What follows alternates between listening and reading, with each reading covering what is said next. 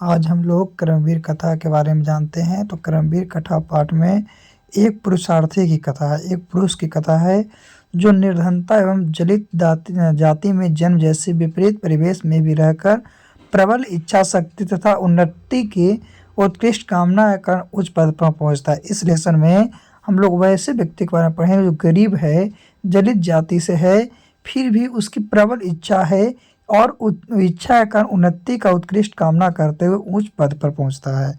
यह जो कथा है कर्मवीर कथा किशोरों में आत्मविश्वास और आत्मसम्मान उत्पन्न करती है, विजय के पथ को प्रशस्त करती है और ऐसे कर्मवीर हमारे आदर्श में है। तो ये लेसन जो है आपको किशोरों को आत्मविश्वास और आत्मसम्मान उत्पन्न करती है।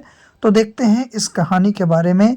तो बिहार राज्य के भीखन टोला नामक गांव में राम प्रवेश नाम का एक व्यक्ति था। कहानी को हम बता रहे हैं हिंदी में करके, ऐसे संस्कृत में पढ़ना है। तो बिहार राज्य के भीखन टोला गांव में राम प्रवेश नाम का एक व्यक्ति है।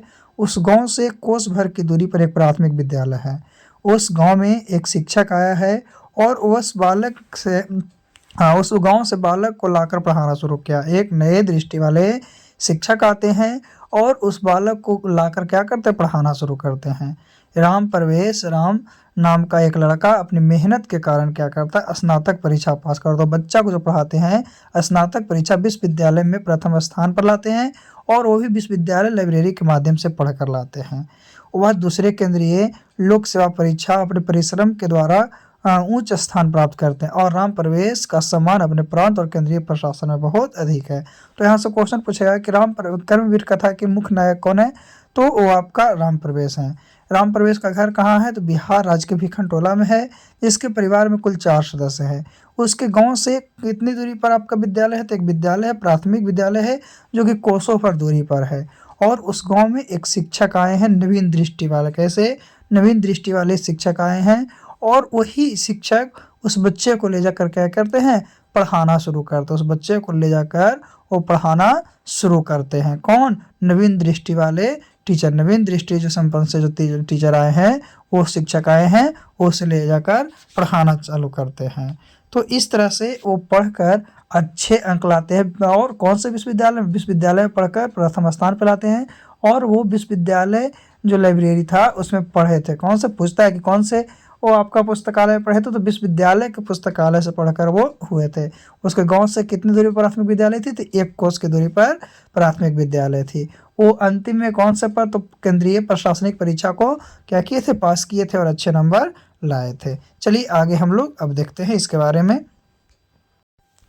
तो आगे है क्या, सत्य कहा गया है कि परिश्रम करने वाले सिंह के समान पुरुष लक्ष्मी प्राप्त कर। जैसे कि राम प्रवेश राम मेहनत के दौरान उच्च शिखर पहुंचा, उस तरह से कहा सकता है कि सत्य कहा गया है कि परिश्रम करने वाले जो है सिंह के समान है और उसी पुरुष को लक्ष्मी क्या करते, वरण करते, लक्ष्मी प्राप्त करते हैं।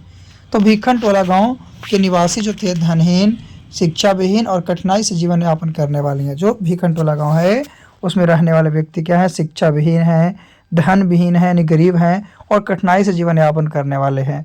यह गांव देखने के लिए कौन आए थे, तो नवीन दृष्टि वाले शिक्षक आए थे और शिक्षक आए थे और नवीन दृष्टि वाले शिक्षक प्राथमिक विद्यालय में आए थे जो गांव के कहाँ 1 कोस की दूरी पर थी। वो विद्यालय किसके द्वारा प्रस्तावित की गई थी, तो विद्यालय आपका प्रशासन के द्वारा स्थापित की गई थी। तो इस तरह से क्वेश्चन पूछता है। फिर हम बताया पहले भी कि राम के परिवार में कुल कितने सदस्य थे, 4 सदस्य थे। तो राम ने बताया था कि उद्योगी को ही लक्ष्मी वरण करती है। फिर पूछेगा शिक्षा विहीन कठिनाई से जीवन यापन करने वाले धनीन लोग कहाँ रहते थे, तो नया टोले गांव में रहते थे। तो ये कहानी का समरी था। इससे ऑब्जेक्टिव आपको बहुत ज़्यादा पूछा जाता है, तो इसको एक बार पढ़ लीजिएगा जिससे आपको ऑब्जेक्टिव क्लियर हो जाएगा। चलिए हम लोग इससे क्वेश्चन आंसर देखते हैं क्या है। तो सबसे पहला क्वेश्चन आंसर है, कर्मवीर कथा पाठ से क्या शिक्षा मिलती है। तो कर्मवीर कथा पाठ से शिक्षा मिलती है कि गांव में रहने वाले दलित एवं निर्धन छात्र भी मेहनत के बल पर सर्वोच्च शिखर पर पहुंच सकते हैं। यानी कर्मवीर काठ से हम लोग यही मिलता है कि गांव में रहने वाले गरीब है, निर्धन है, वो छात्र भी मेहनत के बल पर सर्वोच्च शिखर प्राप्त कर सकते हैं। लगन उत्साह और धैर्य से मनुष्य किसी भी कठिनाई पर विजय प्राप्त कर सकता है। कोई भी प्रॉब्लम है, समस्या है, उस पर वो अपना विजय को प्राप्त कर सकता है, विजय शामिल कर सकता है। तो ये है सबसे पहला आपका क्वेश्चन का आंसर।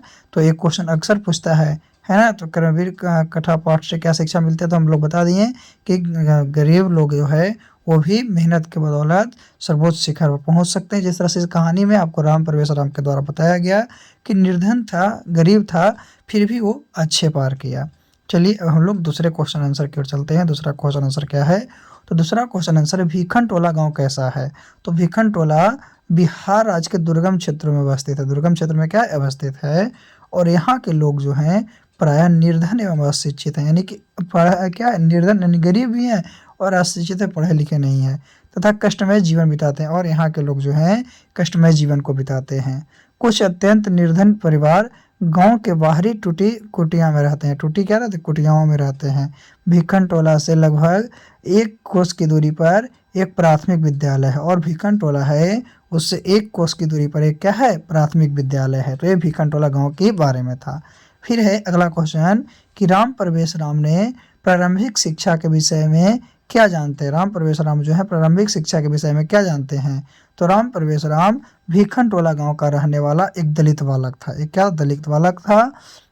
उस बालक को एक शिक्षक अपने विद्यालय में लाकर शिक्षा देना पड़ रहा है। उस बालक को एक शिक्षक हैं, नवीन दृष्टि वाले शिक्षक हैं, जिस बच्चे को विद्यालय में लाकर शिक्षा देना प्रारंभ करते हैं।